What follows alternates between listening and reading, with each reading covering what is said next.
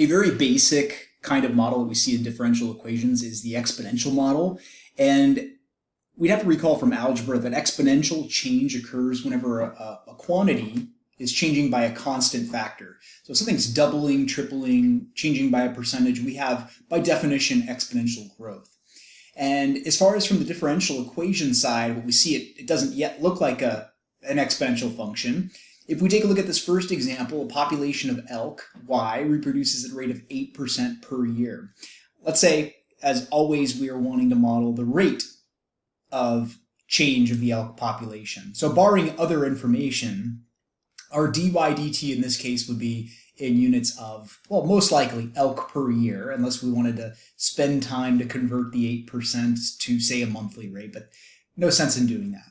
And so what we mean by that the elk population reproduces at a rate of 8% per year is that the change, the number of additional elk that we'll get in a 1-year period, will be 8% of the current population size. And we would write that as 0.08 times y.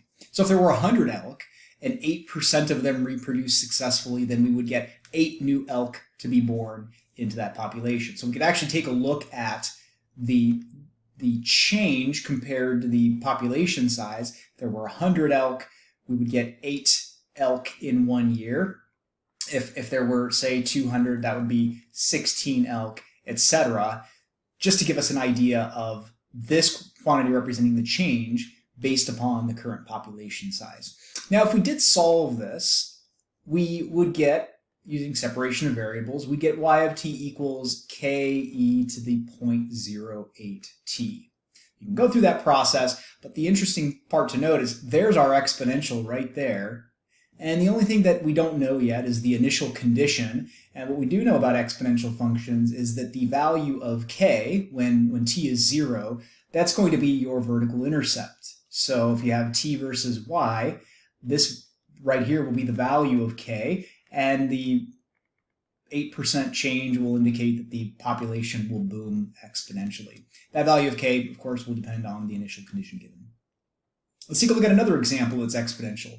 The amount of a painkiller Y in a patient's bloodstream decays by 12% per hour.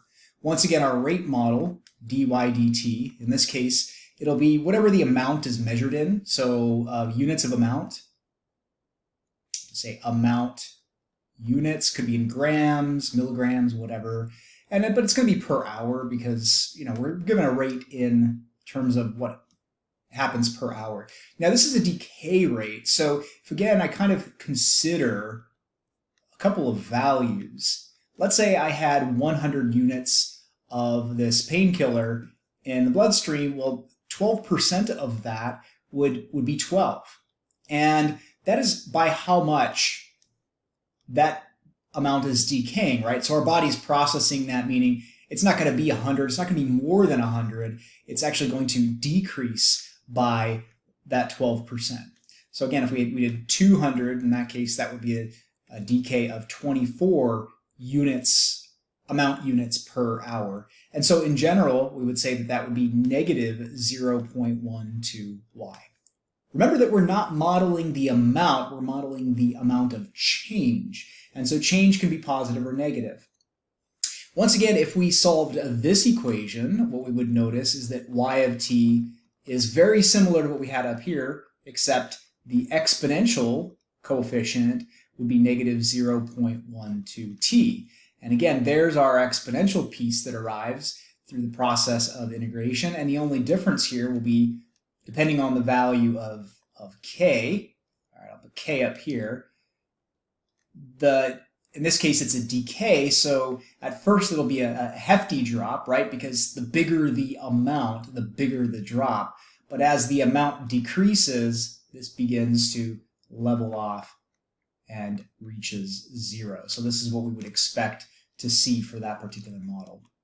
Let's do one more where we have both an exponential piece and we have something else going on. We have a bank account that pays 0.5% per month and you make a monthly deposit of $200. Well, again, since we're modeling rates, we just have to think about what are we trying to model here. And most likely we're trying to model the balance.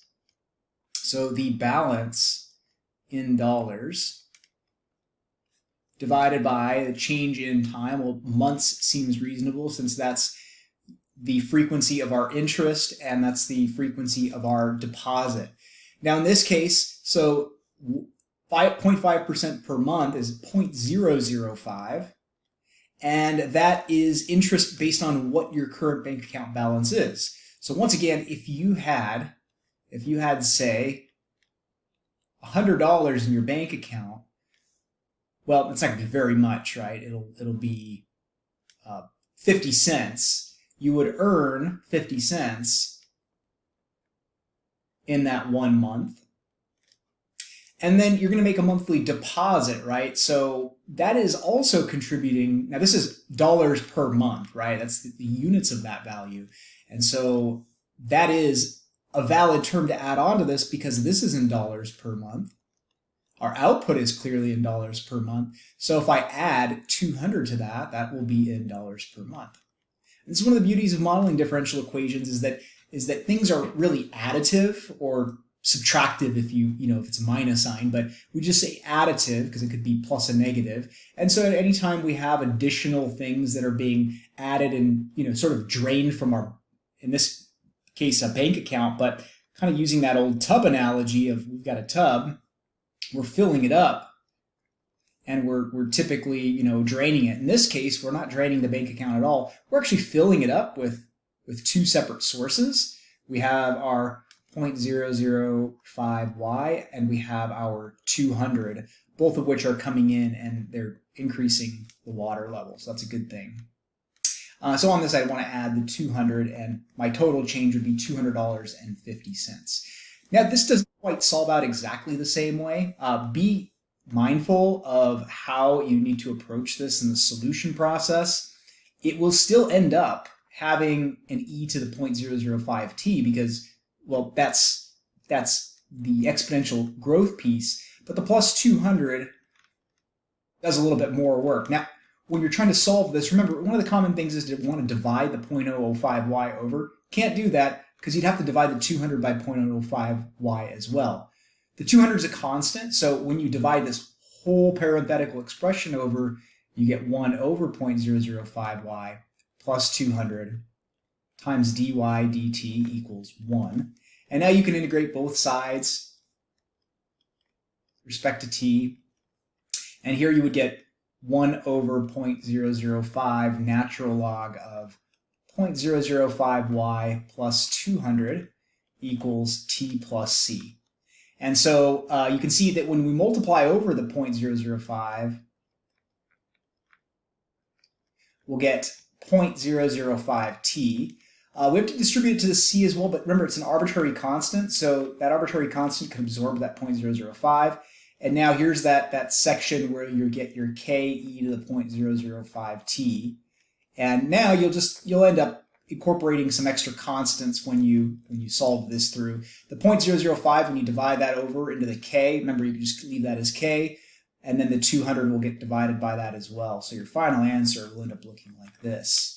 It'll be minus 200 over 0.005. So notice the only difference is this is actually a shifted exponential, and if you plot this, your initial condition is not the value of k anymore, but